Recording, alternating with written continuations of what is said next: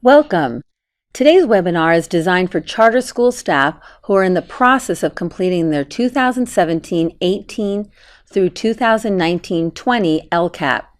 We hope this will answer any remaining unanswered questions about the new plan template and required use for the California dashboard in the LCAP this year. This webinar will be presented in two parts. Part 1 will focus on an overview introduction, the evaluation rubrics, and the plan summary, which is a new section in the LCAP template this year. Part 2 will focus on the updates and revisions in the LCAP template, including the annual update, stakeholder engagement, goals, actions, and services, and the demonstration of increased or improved services. This webinar was designed with charter schools specifically in mind.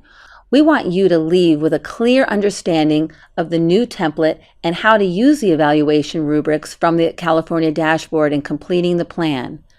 Note that everything in the presentation applies to charter schools except where otherwise noted. A user-friendly guide is available on our website to answer additional questions. You will also find a checklist of legal requirements on our website. Using this checklist is a good way to review your LCAP to make sure all requirements have been addressed. You will find these and other helpful tools and resources on our webpage, which you can access from the Los Angeles County Office of Education's website. These are some of the major changes in the current template. Addition of a plan summary, new budget summary, 3-year inclusive plan, instructions moved to the addendum, specific ties to the evaluation rubrics, specific instructions for charter schools, planned actions and services contributing to increased or improved services requirement. We will look at each of these in today's session. The changes in the template reflect a greater focus on analysis of the effectiveness of the plan and the use of the evaluation rubrics from the California dashboard in supporting a process of continuous improvement. This crosswalk between the previous template and the new one show how the sections have been reordered and where the new sections have been added. As noted on an earlier slide, the new template reflects a 3-year plan, but as you can see here, many of the sections are still completed on a yearly basis. The plan summary and the budget summary and the annual update are completed each year to reflect the current year's plan. In addition, it is important to note that stakeholder engagement needs to take place every year, and each year's engagement process needs to be reflected in the current LCAP. As you will see later in this presentation, the Goals, Actions, and Services section is where the 3-year plan will become evident. The final section is a cumulative section in which the historical context for demonstrating increased or improved services is maintained. The plan summary is a new section of the LCAP template this year. As you can see in this slide, the plan summary is made up of 5 different sections. The first 2 are more general in nature, whereas the last 3 require more specific information. This is the first place you will see reference to use of the evaluation rubrics from the California School Dashboard. For some stakeholders, the plan summary may be the only place they go to understand your plan. For others, it will be an entry into reviewing particular sections of the LCAP or reading the entire plan. The instructions for this clarify it needs to be done annually with current information about the new or revised plan. The prompts provided should not be seen as limits. Local educational agencies may include as much information as needed to reflect their plan, including attaching documents. This is the only section of the plan that may be submitted in an alternative format as long as the required information is included. Section 1, referred to as the story, provides an overview of the school and community and provides readers with a context for your plan. This is an example of how one LEA shared their story. As you can see, this allows anyone reading the plan to understand the school and the student population served.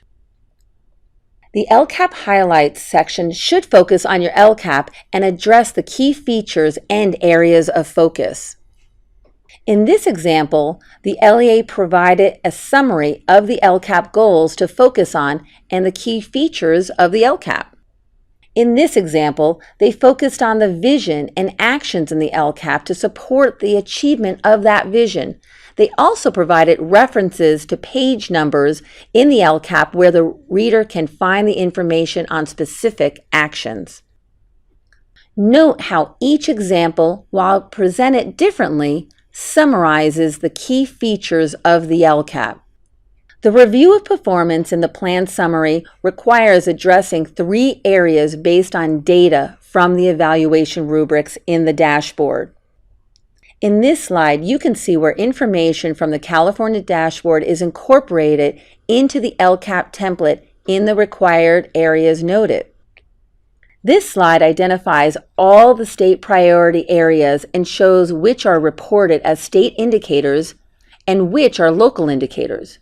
You will notice the note indicating that charter schools must address those priorities applicable to their grade levels and nature of their charter school program. More information on this is provided later in the presentation. Do charter schools need to address LCFF state priorities in their petitions? Yes.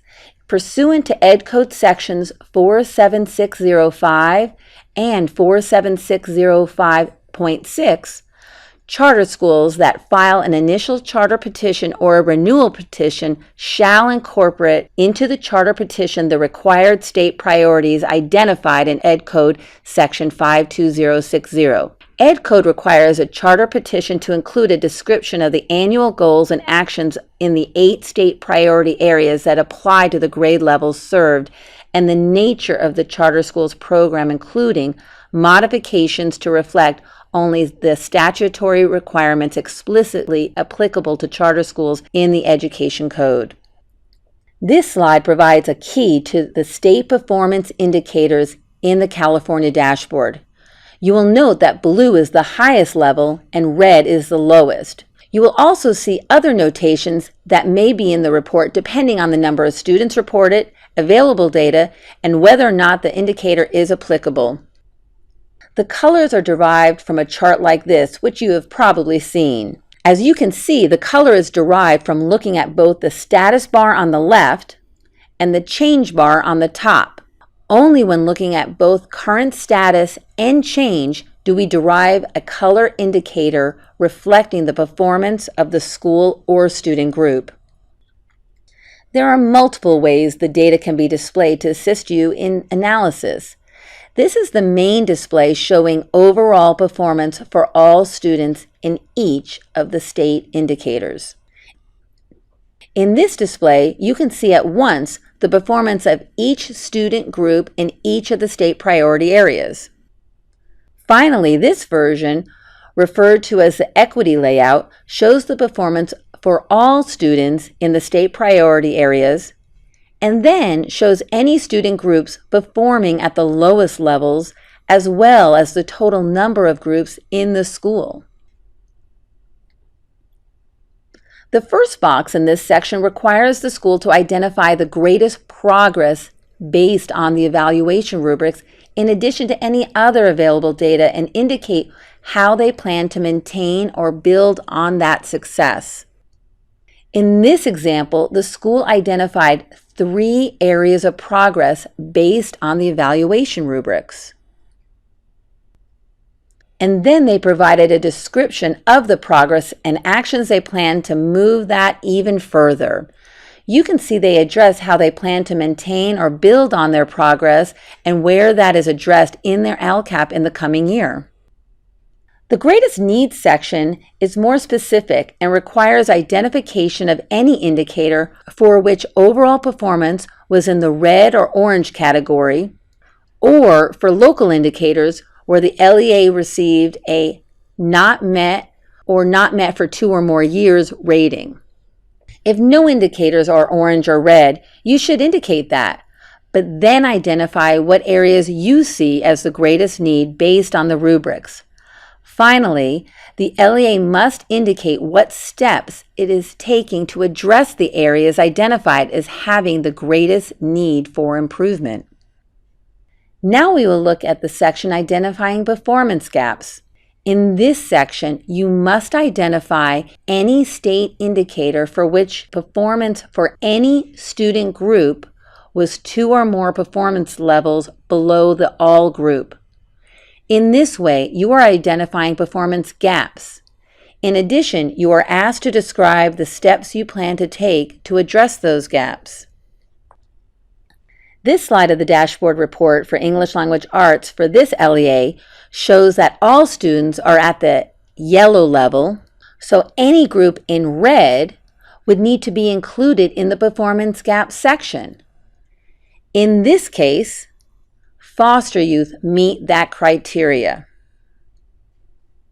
In this example, you can see that achievement of English learners in English Language Arts and Mathematics and suspension rates for African American and Hispanic students were identified as gaps, and specific actions in the new plan are referenced with the goal and page number for easy reference. The next section asks for 2 or 3 of the most significant ways the LEA will increase or improve services for the unduplicated pupil groups. If this was addressed in the previous sections, you may reference that here. Also included in the plan summary is a budget summary. The budget summary reflects the total budget, the amount included in the LCAP for the upcoming year, a description of any material differences in those amounts, and the total projected LCFF revenue for the coming year. As noted in the template instructions, this edition reflects the fact that the LCAP should be a plan for all students. The budget summary must reflect the total school budget. The general fund is the main operating fund of the LEA. For some charter schools that follow the governmental fund accounting, this is the total charter school special revenue fund.